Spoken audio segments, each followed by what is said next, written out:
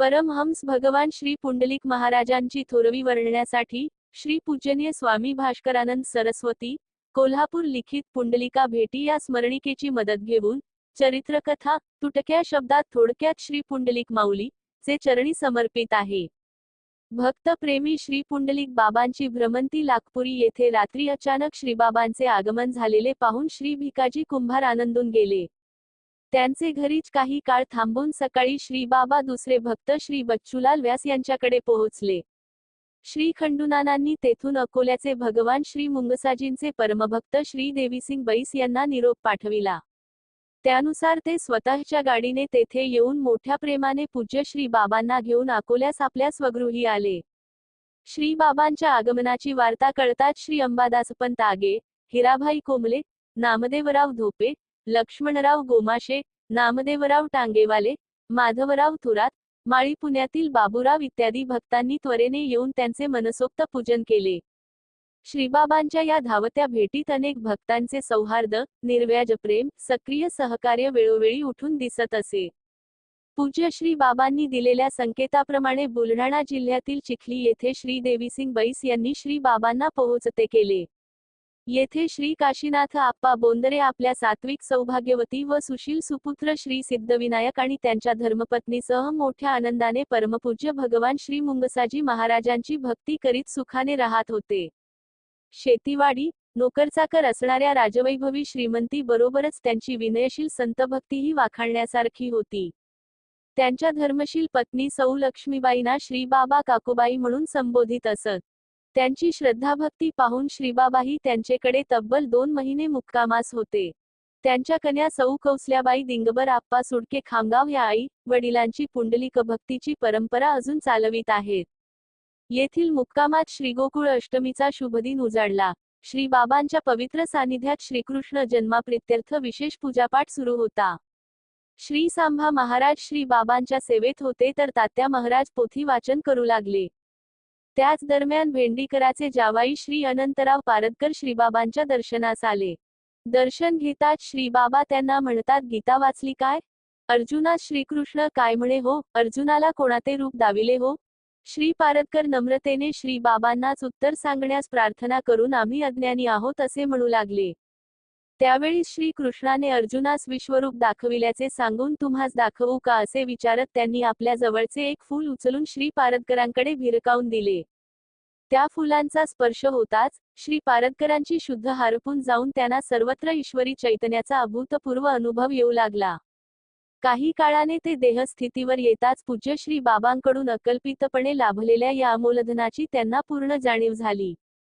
मूर्तिजापूरला food supply inspector पदावर काम करून गृहस्थाश्रम चालविणाऱ्या श्री पारदकरांनी या प्रसंगीच पूर्ववृत्तीचा त्याग करून सर्व सोडून ते श्री बाबांच्या भजन प्रवचनात रमले। नंतर वैराग्य वृत्तीने केवळ परिभ्रमण करून श्री क्षेत्र धामणगानवी काही काळ व्यतीत करून अखेरीस मूर्तिजापूरला पूर्वीप्रमाणेच श्री पुंडलिक नगरी जवळ राहून श्रीबाबांच्या पवित्र सान्निध्यात सन 1985 मध्ये त्यांनी देह विसर्जन केले। काटा येथे श्री बाबांचे वास्तव्य वाशिम तालुक्यातील काटेपूर्णा नदीच्या उगमस्थानाजवळचे काटा गाव प्राचीन आश्रम व शिवशक्ती मंदिरामुळे भाविकाचे श्रद्धास्थान बनले आहे। पूज्य श्री बाबा चिखलीहून या गावी येऊन सद्भक्त श्री शिवरामजी देशमुख याचे घरी काही काळ स्थिरावले। त्यांच्या बरोबर श्री खंडूनाना, सांभा महाराज, तात्या महाराज, नाना महाराज, रामकृष्ण मुळे, काशीनाथ बुवा वगैरे भक्त मंडळीही सोबत होती। श्रीबाबांच्या निवासामुळे अनेक ठिकाणचे भक्त आता काटा येथेच दर्शनार्थ येऊ लागले। हे पाहून श्री शिवरामजीच्या मनी येथेच श्री पुंडलिक महाराज संस्थान स्थापन करण्याची इच्छा झाली। पण गोरेगावी आधीच स्थापन झालेल्या पंचकमेटीने श्रीबाबांना गोरेगावी नेण्यासाठी यावेळी फार विनयाने कळकळ व्यक्त केल्यामुळे काटा गावी संस्थानची इच्छा फलद्रूप होऊ शकली नाही। पूज्य श्री बाबा काट्यास असतानाच त्यांनी एक अद्भुत चमत्कार घडवून आणला। श्री शेरेकर हे पती पत्नी आपल्या नारायण या मृतप्राय मुलाला घेऊन मूर्तिजापूरहून डॉक्टरांच्या नकारार्थी सूचनेने निराश होऊन गोरेगावी आले। श्री बाबांचे सदभक्त श्री उरकडभाऊच्या घरातील पूज्य श्री बाबांच्या बंगळीसमोर मुलास ठेवून त्यांच्या सूचनेप्रमाणे श्री बाबांचे मनापासून स्मरण करू लागले। श्री उरकडभाऊ स्वतः कापुराच्या ज्योती प्रज्वलित करीत श्रीबाबांचा धावा करू लागले। पूर्ण यामध्ये व्यतीत झाल्यावर सकाळी श्री बाबांचे तीर्थ अंगारा मुलास दिल्यावर त्याला नवजीवन प्राप्त झाल्याचे दिसून आले. यावेळी श्री उरकड भाऊंच्या पत्नी सखुबाई उर्फ सकवार यांनीही धीर देऊन श्रद्धेचा मार्ग अनुसरण्यास पाठिंबा दिला होता. आज अमरावतीच्या महावीर नगर मध्ये सुस्थितीत राहणाऱ्या श्री नारायण शेरेकरांकडून याविषयी कृतज्ञतापूर्वक धन्योद्गार वेळोवेळी ऐकू येतात. श्री बाबांच्या या अपार महात्म्यामुळे गोरेगाववासीय श्री बाबांच्या पुनरागमनासाठी तळमळू लागले. साऱ्यांच्याच श्रद्धा एकवटून जणू सद्भक्त श्री अभिमानदास सरदार यांच्या काव्यातून प्रकट होऊन श्री पुंडलिक बाबांना अगदी कळवळ्याने परत येण्यासाठी प्रार्थू लागले. त्याचे ते शब्द होते.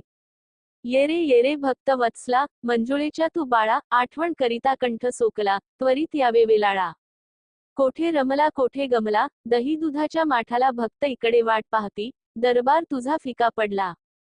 आमची गत बा कैसी झाली, हरणी चुकली पाडसाला, हंबरडा फोडूनी शोध लावा, जवळ करा या वत्साला दोन. फारच मन कठोर केले, खंडेरायाच्या सुताप मी अन्यायी बहु अपराधी, धावत येई तू आता तीन. अर्जुनाचे घोडे जुंपले, पुंडलिक नामे अवतरला, वेड्या पिश्याचे सोंग घेऊनी, ओळख ना दे कुणाला. अखेरीस गोरेगावकरांसमवेत सौ मंजुळा आईने केलेल्या विनम्र आर्जवी प्रार्थनेस प्रसन्न होऊन पूज्य श्री बाबा गोरेगावी परतले. श्री बाबांच्या आगमनामुळे गावात चैतन्य भरून गेले. दररोजच्या दर्शनार्थी बरोबरच चैत्र शुद्ध पंचमीला श्री बाबांच्या 19व्या जन्मोत्सव प्रसंगी भव्य यात्राच गोरेगावी जमली. भाविकांची गर्दी पाहून हौसे नवसेही जमले व त्या निमित्ताने नाटक, मेळे, दंडार वगैरे मनोरंजनाचेही कार्यक्रम सादर करू लागले. क्रमशः